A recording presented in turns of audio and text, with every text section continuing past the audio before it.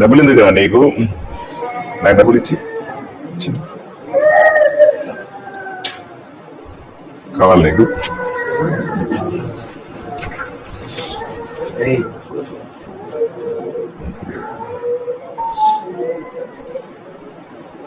బాగానే ఉంది కదా ఇప్పుడు?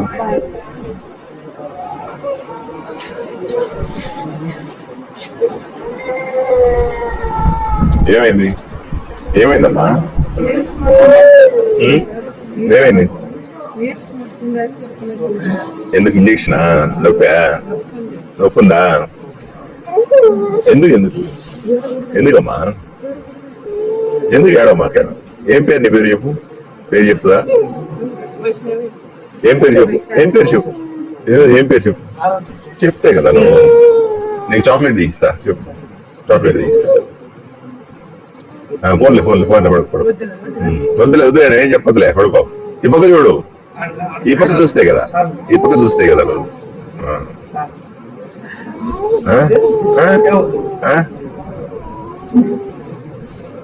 సరేలే ఎట్లా బాగానే ఉంది ఇప్పుడు. టెన్షన్ పడకండి, ఏం కాదు. సరేనా?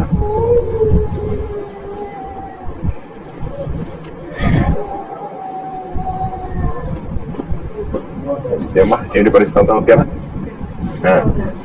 అందరూ డిశ్చార్జ్ అయిపోయారా?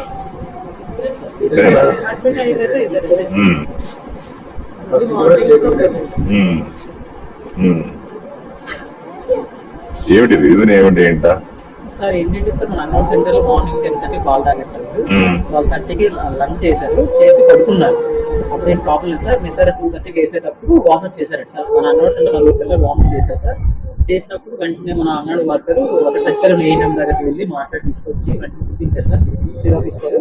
ఇంటికి పంపించారు సార్. పంపించిన తర్వాత మళ్ళీ ఇంటికి ఫాలోఅప్ చేశారు సార్. నేను విజిట్ చేశాను సార్. నేను మెడికల్ ఆఫీసర్ గారు అక్కడ విజిట్ చేసి టెస్ట్ చేయించాం సార్ ఎవరికనేది. అక్కడ 11 మంది పిల్లలు పిలిపించి చేయించారు సార్. అక్కడ అందరూ స్టేబుల్గా ఉన్నారు. అక్కడ మేడం గారు కూడా చెప్పారు, డాక్టర్ గారు చెప్పారు. ఏంటంటే వాళ్ళు కొంచెం నీరసంగా ఉన్నారనే ఉద్దేశంతో మనం వెంటనే రెఫర్ చేసేసారు. మనకి నాగలాపురం సార్. నాగలాపురం దాంట్లో సార్. అది దానికోసం అంగన్వాడీ సెంటర్ లో సార్. అంగన్వాడీ సెంటర్ లో కూడా 2 ఒక్కతను ఉండదు సార్. వీడియో వేరే ఉంటే బాగుంటుంది సార్.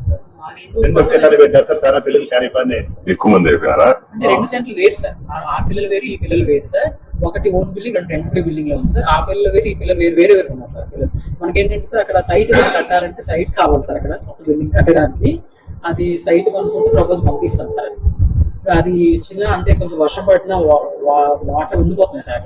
కాబట్టి వెంటనే సెంటర్ కూడా షిఫ్ట్ చేయిస్తున్నాం సార్. వాటర్ ఉండడం వల్ల ఏమవుతుందంటే కొంచెం పర్సనల్ హైజీన్ లేకపోవడం వల్ల కొంచెం షో ప్లేస్ అంతా మేము వెంటనే షిఫ్ట్ కూడా చేయిస్తున్నాం సార్. సెంటర్ వేరే దాన్ని పంపిస్తున్నాం సార్. నిజంగా ఆ పిల్లలు కూడా హెల్దీగానే ఉన్నారని చెప్పారు సార్ డాక్టర్ గారు. హెల్త్ సెంటర్ కూడా ఖాళీ ఉంది సార్. కొత్తగా కట్టింది ఆడగానే ఉండదు సార్.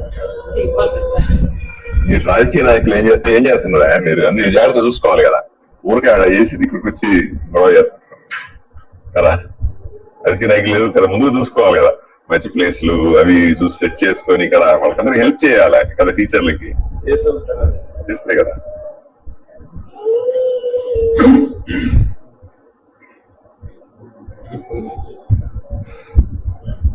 చెప్పేలా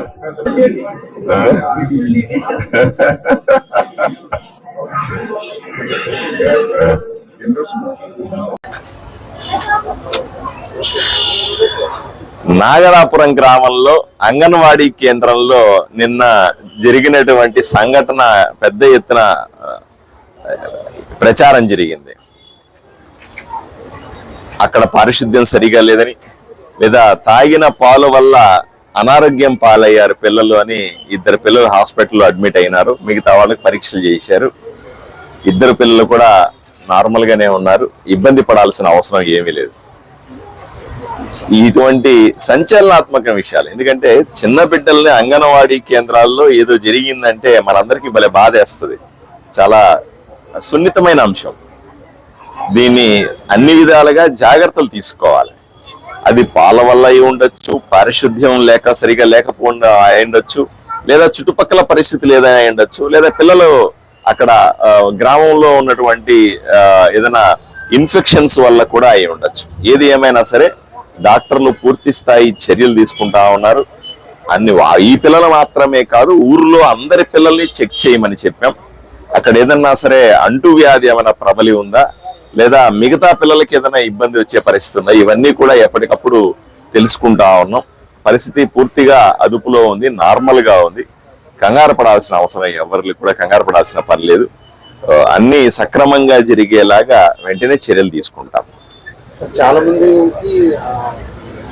ఓన్లీ పాల వల్లే జరిగిందని చెప్పేసి చాలా మంది విద్యార్థులు చెప్పారు సార్. ప్రచారం అలా జరిగింది. నిజాలు తెలుసుకోవాలి. ఆ పాలకు సంబంధించిన శాంపుల్స్ కూడా తీసుకున్నాం. నిజంగా పాల వల్ల జరిగిందా, లేదా పాల కాకుండా మిగతా ఏదైనా కారణాలు ఉన్నాయని కూడా 1-2 రోజుల్లో పూర్తి పరీక్షల ఫలితాలు వచ్చిన తర్వాత క్లారిటీ వస్తుంది. నేను పిల్ల వామిటింగ్స్ కానీ, ఆ బ్లడ్ కల్చర్స్ కానీ అవన్నీ కూడా తీసుకొని ఉన్నారు. సైంటిఫిక్ గా మనము చూసి చెప్పాలి. దాన్ని తొందరపడి మనం ఏదంటే నిర్ణయానికి రాలేము.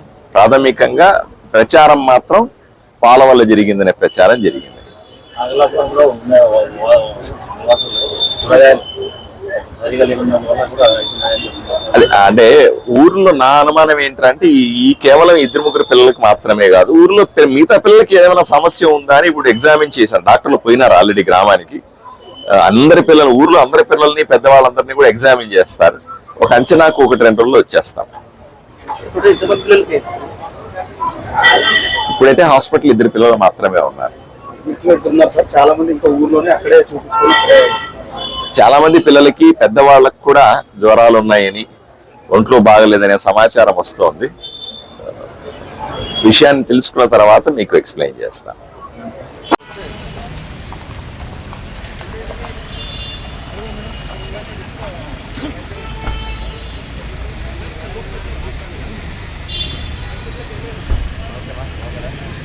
నమస్తే సార్.